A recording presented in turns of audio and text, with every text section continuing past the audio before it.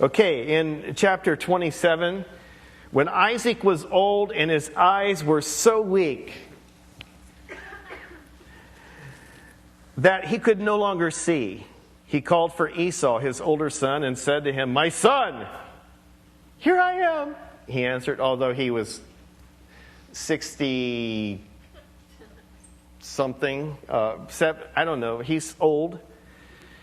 Isaac said, "I'm now an old man and don't know the day of my death. Now then, get your weapon, your quiver and your bow, and go out to the open country to hunt some wild game for me. Prepare me the kind of tasty food that I like, and bring it to me to eat, so that I may give you my blessing before I die." Now Rebekah was listening. She was an eavesdropper. And Rebekah was listening as Isaac spoke to his son Esau. When Esau left for the open country to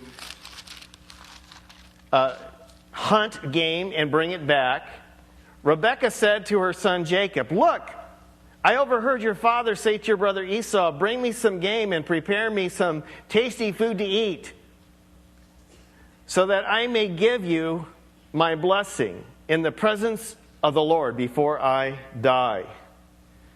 I think that's interesting. These bringing God into his failure and saying, well, in the presence of God, I want to bless you. And really, it's kind of interesting because the prophecy's already been given that through Abraham's seed, Isaac, would the blessing come. And it goes into that his real son is Isaac through his wife, not his handmaiden, Hagar, who was Ishmael. He would bring blessing through Isaac. And so Isaac is kind of passed on down through the line to become the heir of the promise that God was going to work, starting with Abraham, continuing through Isaac, and now he's going to pass it on, he thinks, to Esau. But it's funny because when she was pregnant, because she didn't get pregnant for 20 years, I think it was, so he's 60 now, when he has his twins, and he has Jacob and Esau. And his wife starts knowing God and understands about prayer and goes to the presence of God and says, "There's something happening in my belly." And if you've been pregnant in the past, ladies, you get this, because they punch, and I've watched my wife's belly when Misty was in there kicking, and it was kind of cute, that I felt her before she was born. And for me, that was a rush. If you're not married, you'll get it later. But that was really fun.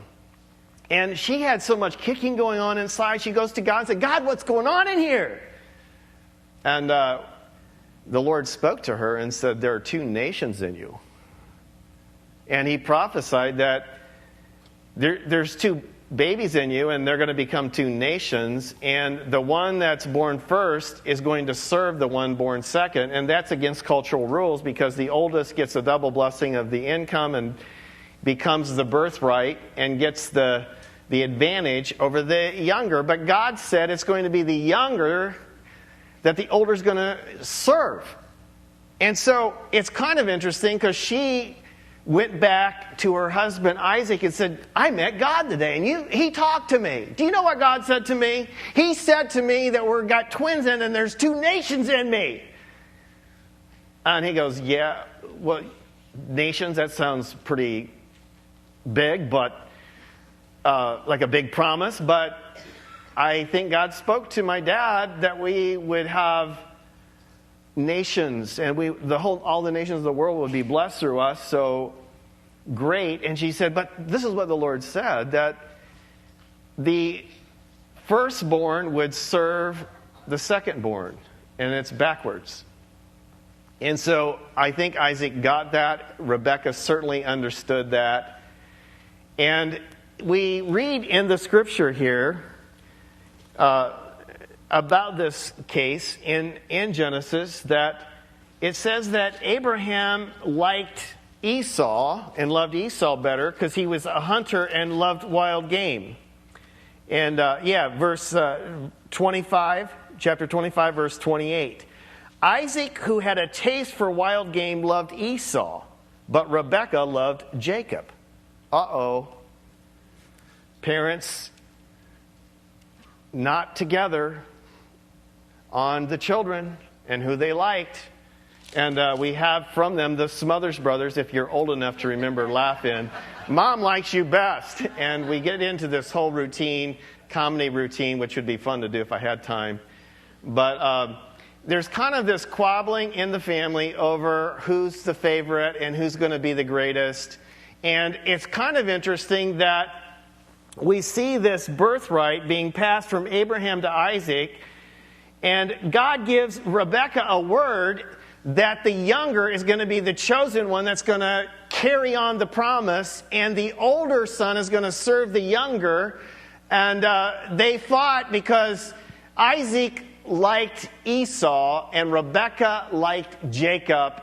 And they were not together in raising the children and who would be the best. And who's your favorite child? Well, I love Esau better, Isaac says. And Rebekah says, well, I like Jacob and he works with me in the kitchen and he's got a kitchen show and I'm helping him with his kitchen show. And so there's this division in the family that's kind of played out as the promise goes on.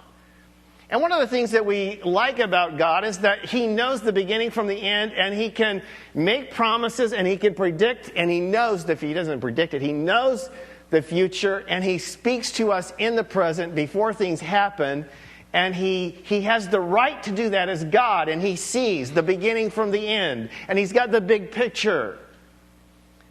And he has spoken, and he has spoken to Rebekah, and Rebekah has told Isaac.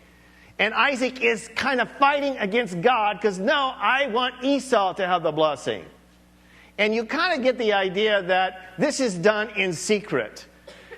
Isaac calls Esau in and said, hey, I don't know when I'm going to die. My eyes, I can't see very well. And I don't know when I'm going to die, so I want you to go out and kill me some of my favorite game. And I want you to prepare it for me so that you can feed me. And then I can bless you and give you the birthright. And don't tell your mom. Now see, has anybody been raised in a home where your parents said, don't tell your father, don't tell your mother, and that's kind of, I think that's kind of going on here, and it's a dysfunctional home, and we need to send them for counseling. But they didn't have counselors back then, I guess, with professional degrees that did counseling. But they should have went for counseling. If they were today, they might have worked this problem out. But you look at this thing, and you understand from God's perspective that God has chosen Jacob to bring the promise through, not Esau, the older. Now, I want you to go there, and I want you to get mad with me because I'm kind of angry. And I'm a little raw anyway because I've been having a heck of a time this week. I was going to say a hell of a time, and it really is descriptive for me because it feels like hell's against you sometimes. Do you know what I'm saying? So, yeah, I mean to say that in a real way. I've been having a hell of a time because it's been attacking, and it's just been horrible for me in the last week. And I'm just having a hard time. But I looked at this, and I'm having this really difficult time, and I'm raw, and then I read this, and I get mad. And I'm reading the Bible, and I'm getting mad. Do you ever read the Bible and get mad because you don't like the way God works sometimes? But it's God. And I'm being real before you today, and I don't know how else to do. And I wished I could put my best foot forward and have a tie on and be real nice and pastorally today. But I'm not very, I'm not very patient, and I'm a little irritated. And I'm reading the scripture that I don't like, and you probably won't like it either. Let's all open our Bibles to Romans chapter 9 and not like what we're going to read together. Can we do that? Can we get our dander up a little bit? Get some emotion going. And if you're touched off easily today, maybe you've had too much caffeine, and this will set you off. Maybe it's my caffeine. That's the problem. It's this darn caffeine that I'm drinking. Here's to us. Everyone raise your latte and your coffee. We are in God's presence, and the most natural thing to do besides worship and lift your hands in dependence and worship is to toast. And I don't know what they say in the Jewish toast. Is it mazel something tov? All right. Oh. All right. In Romans chapter 9, verse 10 says, not only that, but Rebekah's children had one and the same father, our father Isaac. Yet before the twins were born or had done anything good or bad, in order that God's purpose in election might stand. Not by works, but by him who calls, she was told. The older will serve the younger, just as it is written, Jacob I loved, but Esau I hated. Go into the Greek and make changes if you like. You don't like God hating people, just pretend it's something in Greek, and in the Greek it means this, and you can make it go away. Just pretend you know Greek. My rawness is coming out, forgive me. I'm being funny again, and nobody's really thinking I'm funny.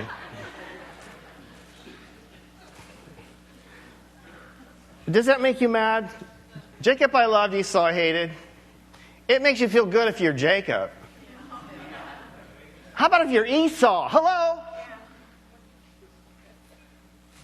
I'm sure hate means something different than I'm thinking, but I don't understand the language, and so I'm just a little irritated by that.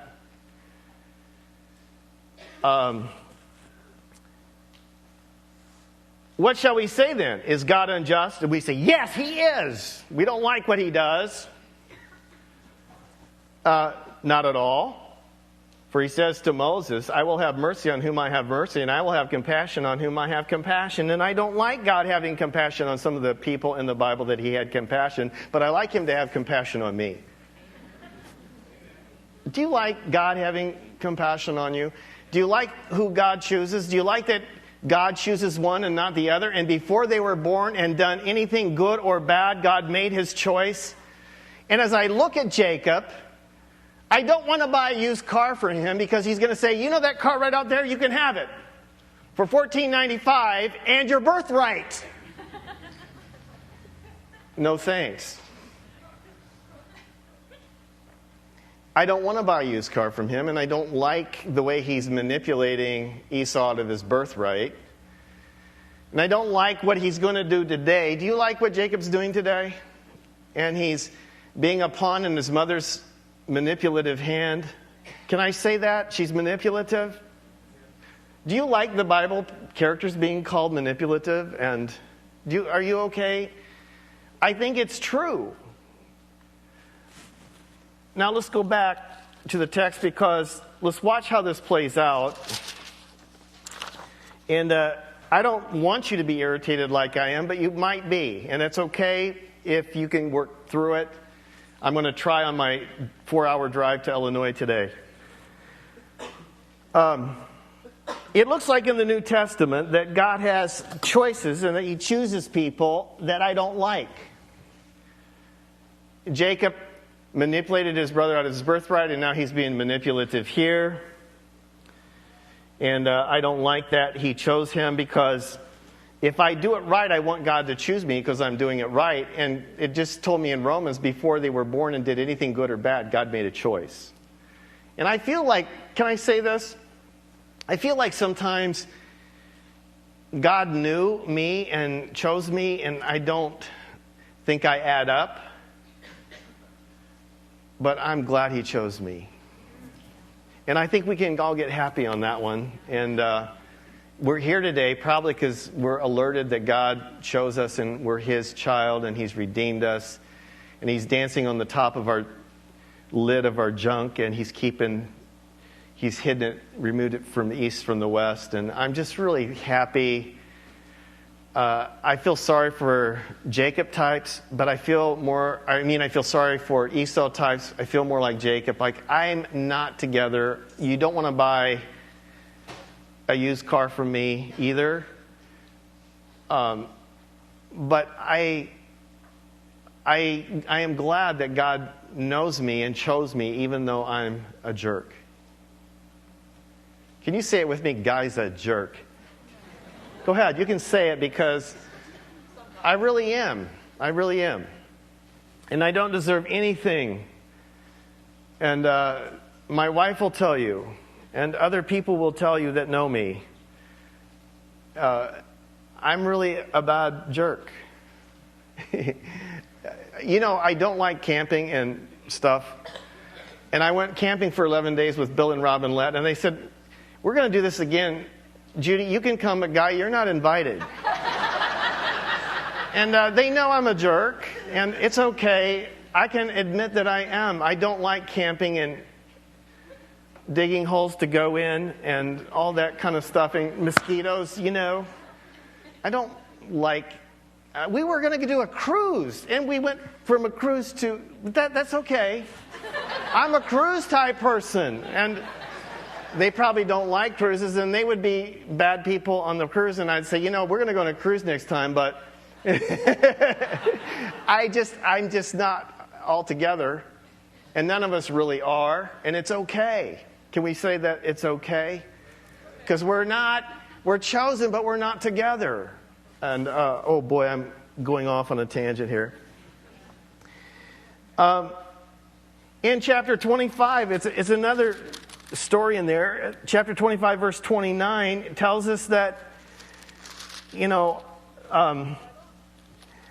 once when Jacob was cooking some stew, now this is his cooking school. He's hanging out with his mom in the tents while his brother Esau came in from the open country. I've been fishing and hunting. And he said to Jacob, quick, let me have some of that red stew. I'm famished. That is why he was called Edom.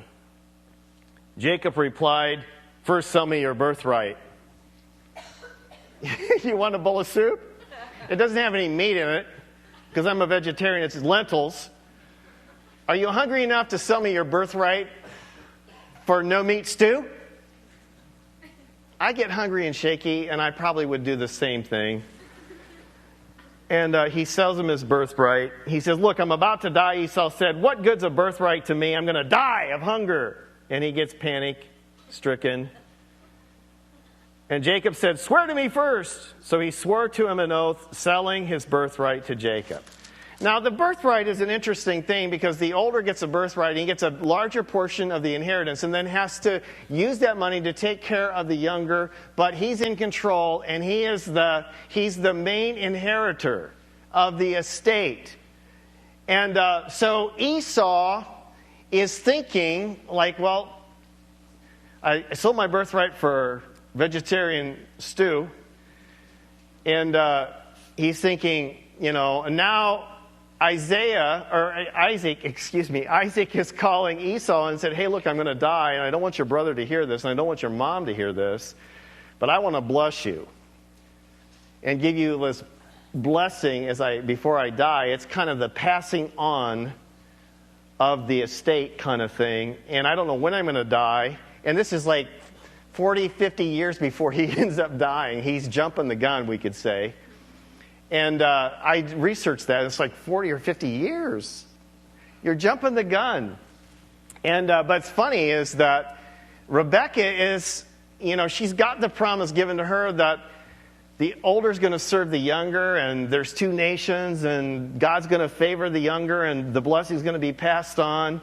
And later God calls to Moses, and he said, I'm the God of Abraham, Isaac, and Esau? No, Jacob. And it says that he chose Jacob. And it's almost like, have you ever done this? I know some of you have, because I know you. And I have done this. So I'm putting myself in the same embarrassing situation that I'm accusing you of this morning. You ever want to go against God and think that you can, if you pray right, you can manipulate God to change his mind to give him what you want rather than what God's will is? Has anybody ever, oh, come on, be real. Can we be real? I got to stop drinking this coffee. It's getting too excited here. There's this striving over this birthright. And Isaac is trying to change the promise by playing favorites. I like Esau better because he's a hunter.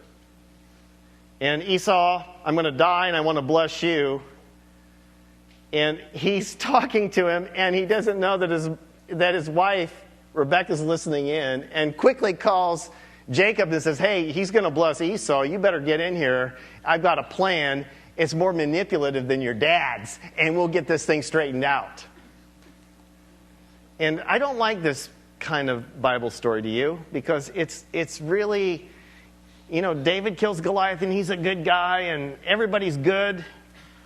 And you want God to favor the guys in the white hats and the good people. And he's not doing that. I'm sorry. No, I'm not sorry. I'm sorry that you're offended by that because I'm offended. But there's this kind of Isaac tries to change the promise by picking his favorite son, Esau. In chapter 25, verse 28, Isaac loved Esau and Rebekah loved Jacob. So Rebekah uses deception. And possibly she's doing this, and she says, quick, come in here. Your dad's going to... We should probably read this because I'll mess it up. And so he says here that, look, I overheard your father say to Esau, bring me some game and prepare some tasty food to eat so that I can give you my blessing in the presence of the Lord before I die. I'm going to bring God in on this and we're going to change God. And now, my son, listen carefully and do what I tell you. Go out to the flock and bring me 2 choice young goats so I can prepare some tasty food for your father just the way he likes it. I got seasoning that will make those goats taste like venison that your brother's out trying to shoot. And she has good culinary skills, I'm assuming. And I'm thinking Jacob could have done this too because he's got the kitchen show. And so I've worn that joke out, I know. But I think it's funny. He says, then take it to your father. I can prepare this tasty food just the way he likes it. Then take it to your father to eat so that he may give you his blessing before he dies. Jacob said to Rebekah. Now, I've got to give Jacob some credit here. He's doing the right thing. But he's going to be a pawn in her manipulative hand. But he comes up with the right attitude at first. Jacob said to Rebekah, his mother, but my brother Esau is a hairy man. And I'm a man with a smooth skin. I have no hairy arms and neck. I used to be jealous of hairy guys. Especially in grade school because I didn't have to shave for a long time. And I wanted to shave. I wanted to be manly. And then, one of my heroes was Magnum. What's his name? With the honky mustache. And now, mustaches are out. They'll come back. And Magnum will be back in style sooner or later. But he's a hairy guy. Joe Namath, He could grow in 2 hours. He could have a beard. And he's Italian. Come on. And I'm thinking, I want to be like Joe Namath and Magnum P.I., but I never was. And he says, I'm a man with smooth skin. What if my father touches me? I would appear to be tricking him and would bring down a curse on myself rather than a blessing. If he says, let me feel your hand, son, and it's smooth, he goes, you're Jacob, you're not Esau. But, the manipulative person that Rebekah is, she's got a plan for everything. You want to hear her plan? You know this. You've read this story. This is not fair. You read ahead.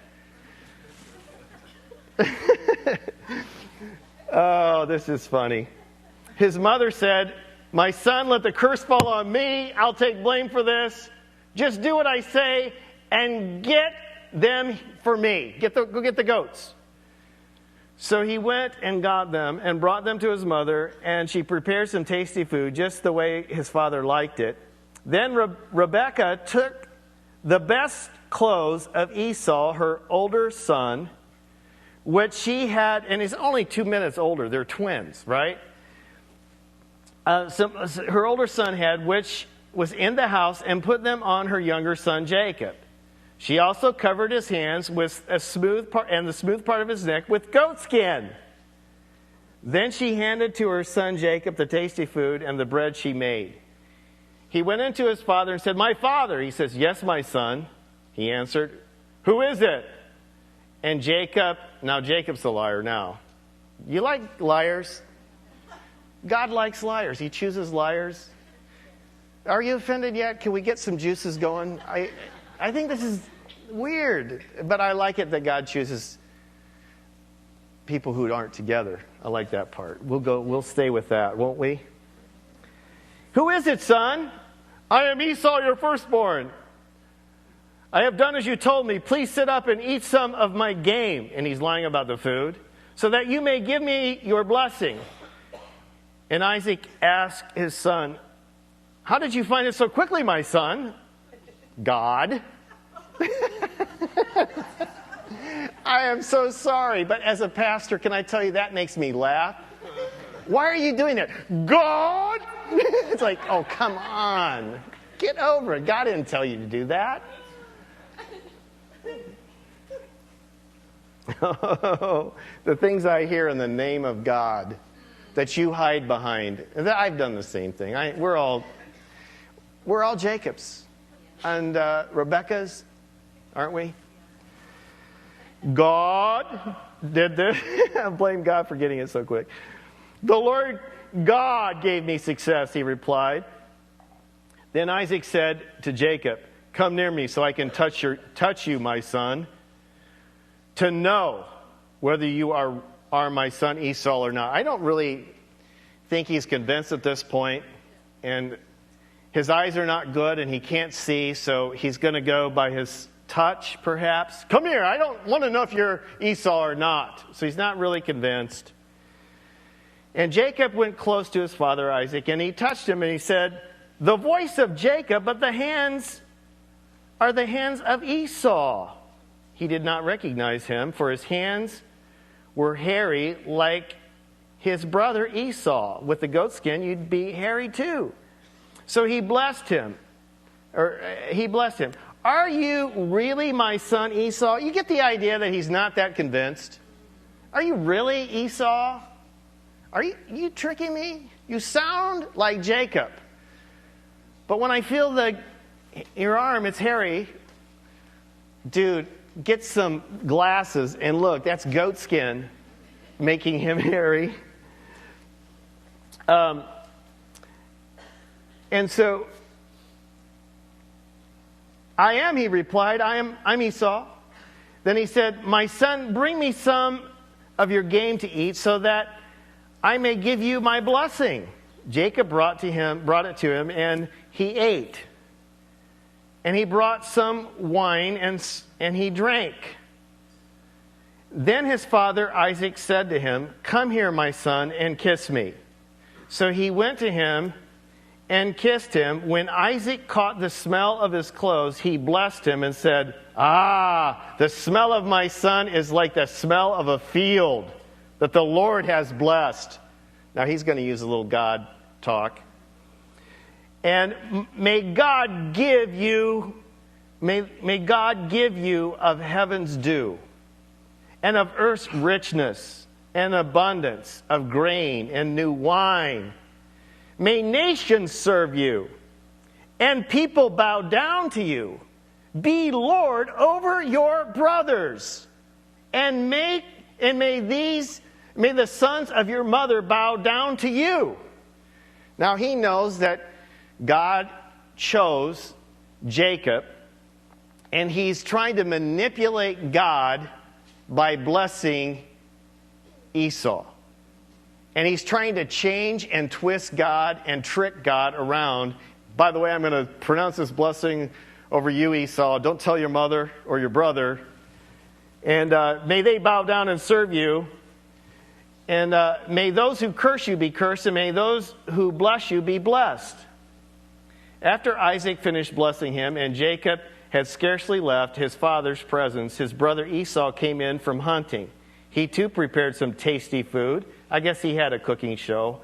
It must be hunting and cooking. Back from the field now, we will gut this deer, and this people turn the station, right? Because they don't want to see that. I want to go to the store and buy it in a nice package with saran wrap over, don't you? I don't want to watch the animal die. I just want to eat it when it's cooked and then pretend it's not been alive. You would too. And yeah, I know you. See? And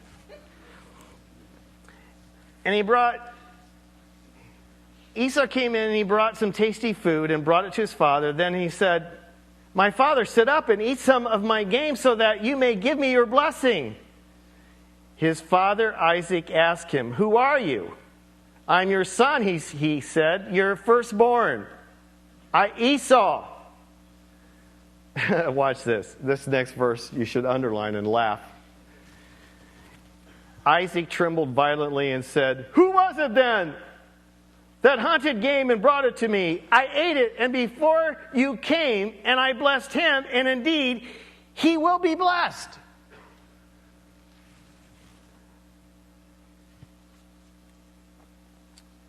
When Esau heard his father's words, he burst out.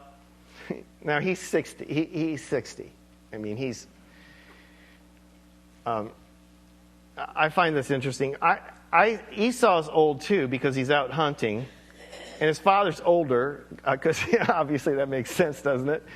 And he burst out with a loud and bitter cry and said to his father, "Bless me too, my father." But he said, "Your brother came deceitfully and took your blessing."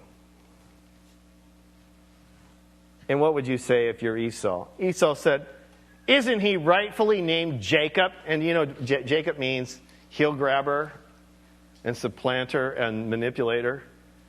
And Esau means, did I say Esau? Jacob means heel grabber. He's thief and manipulator. And Esau means hairy. If he were alive today, translating this, he would be called hairy. Thank you. I got a Harry here liking that. This is not a good story for you, is it, Harry? I don't mean to make you feel bad. This is just the Bible. I'm sorry. It was God.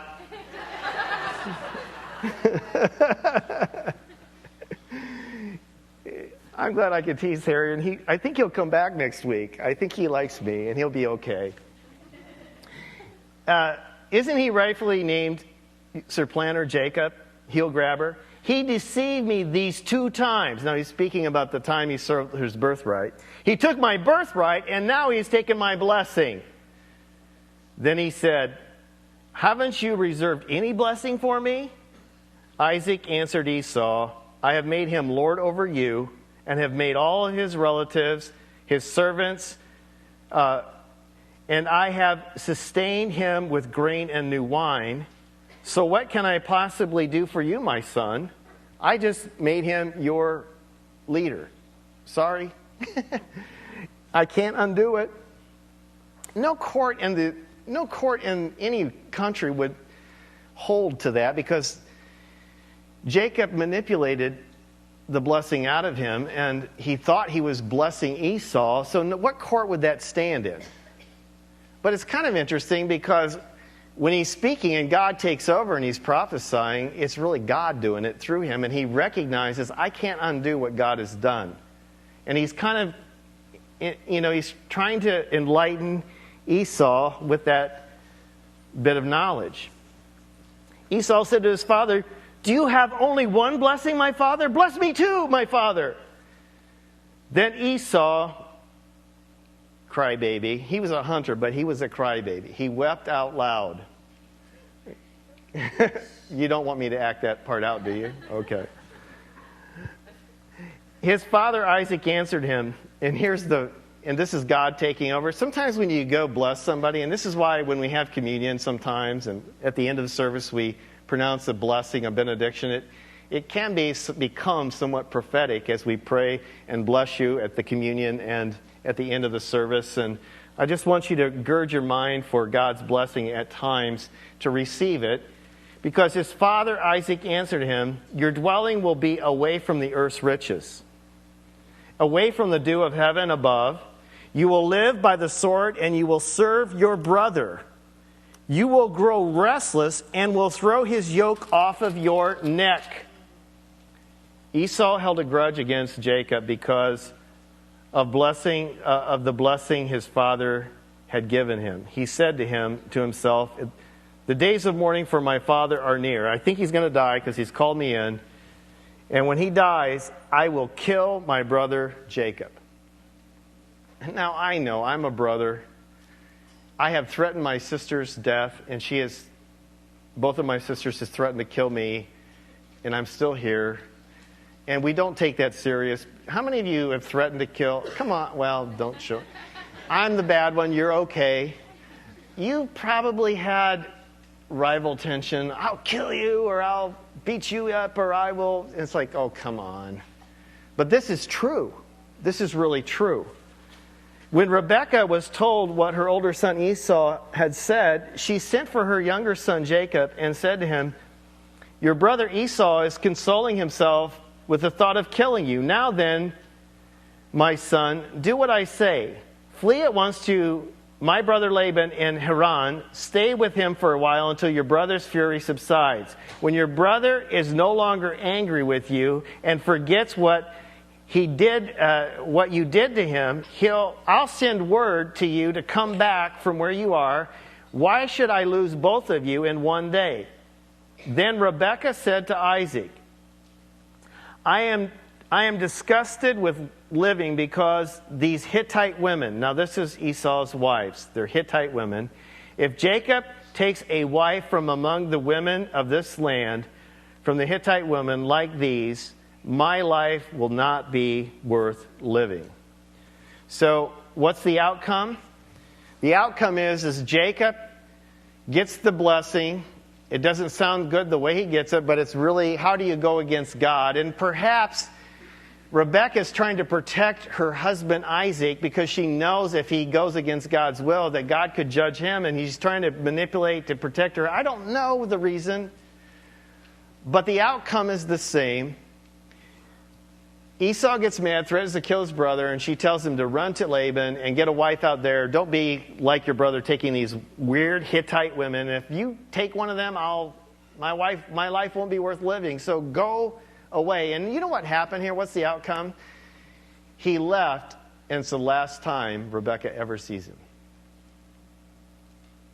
And she loses the presence of her son. Never see him again because she kind of got ahead of God, trying to help God out. God needs your help, by the way, to fulfill the promise he's made to you. And you might want to manipulate a little bit. God's really needs your help. And I find this interesting because Isaac's a picture of a modern-day evangelical using prayer to change God's choice. Because he wanted to bless the wrong guy, and he knew it. And you as an evangelical, you pray like you can really, if you pray right and I got 39 people on my praying for this. So if I get 40, God will then answer it. And you really think that works? Come on. I don't like praying with evangelicals or even myself. But everywhere I go, there I am. And I don't like going to evangelical prayer meetings where prayer means like you're going to really change God's mind and persuade him to do something different than his will. Do you like that? I don't find a lot of fulfillment in that. I look at this story and I go, what would have happened if he would have just let it go? I don't know. We don't get that option. And Rebekah's a picture of trying to manipulate God, and God needs your help. So God bless you, Rebekah, if you're trying to help God out by manipulating God's will into being. And we see that Jacob is a pawn in Rebekah's manipulation and loses because he becomes something that maybe he's not so much of after his mother's influence.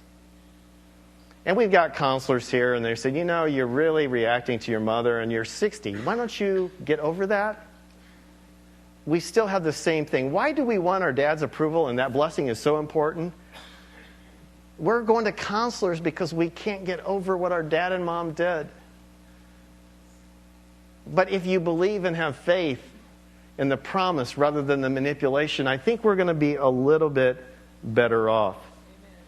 And the end of the story is God's going to work out the mess and redeem it, even though they're manipulative. He's going to do what he said he's going to do. And he's going to and I like it that God can redeem the mess I create. Amen. And you are too, I hope.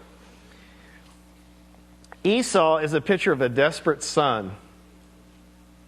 And he's a brother of Jacob, Esau is, and he's a desperate brother and he's a desperate son. And he's feeling left out. And he's going to act bad. He's going to marry some more Hittite women because it bothers his parents. That's the thing to do to get your parents, is just rebel and do something stupid just to get them. And we find that tends to be the case. I'm going to ask the worship team to come and close out. I'm going to slip out. It's been fun to be with you. I'll try not to drink so much coffee next time. I'll blame the coffee. I can't blame the head injury anymore. But I'll blame the coffee. And thank you guys for being sensitive. I love your theme. And I think we all want to stand up and just worship the mighty name of Jesus, don't we? Can we stand together? And God bless you.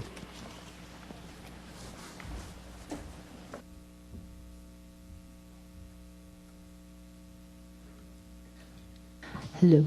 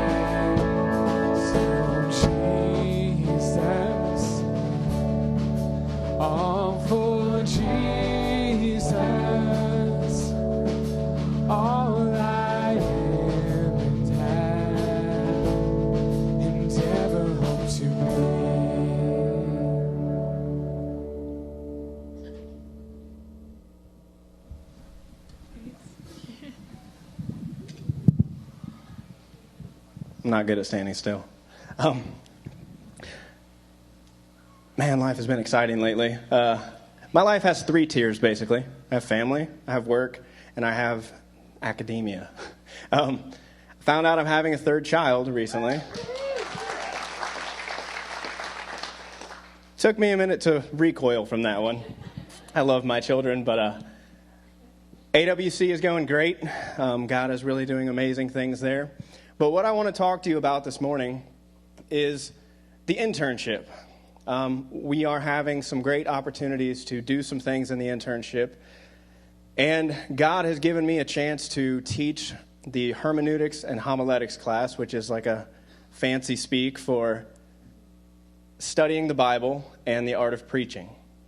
And we have about 4 people in that class, and they have been working very hard this semester. And on April 18th and 25th, they are going to be preaching. And it's a Monday morning. It's at about 9 or 9:15, probably 9:15.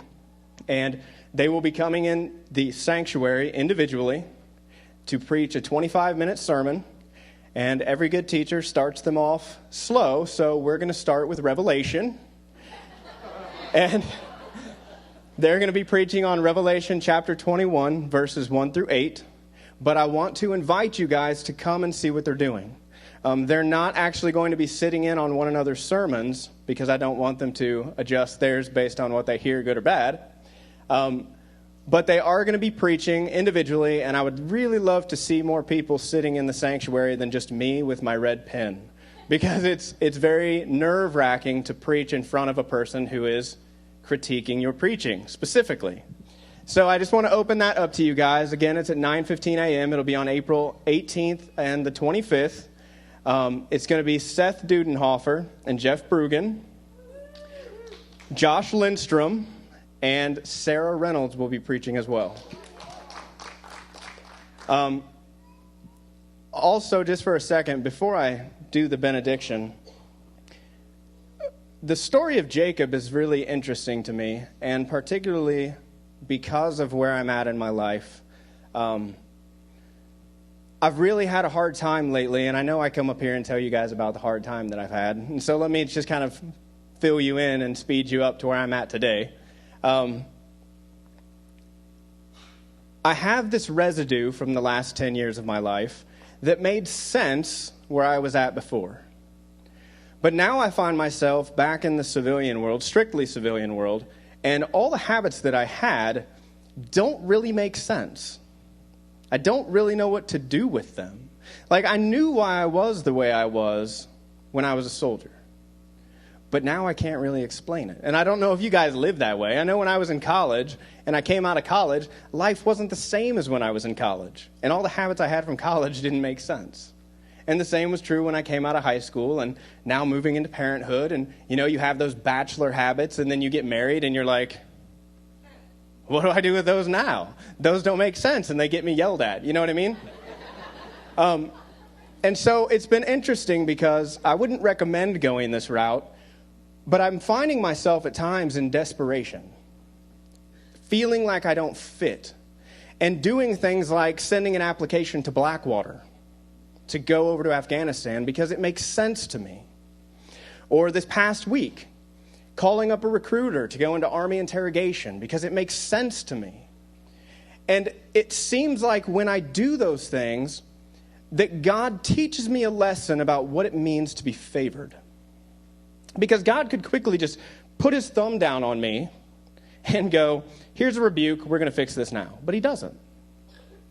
He looks at my character and he looks at who I am. And he goes, okay, Adam, I'm going to adjust your life in such a way that your character will not let you leave. I'm going to give you another kid. Let's see you run away now. I'm going to open up some opportunities in your work so that you have responsibility. Let's see you run away now. I'm going to give you things that I know are going to tweak your sense of duty, and let's see you run away from them. Because ultimately, he knows where my character's heading. And he knows why I'm fashioned the way that I am, even if I can't explain it right now. And so what I want you to see as you take this message of Jacob is that God is using Jacob's character, good or bad. He's using it. He's using it to accomplish his purposes, but he's not going to leave him like that.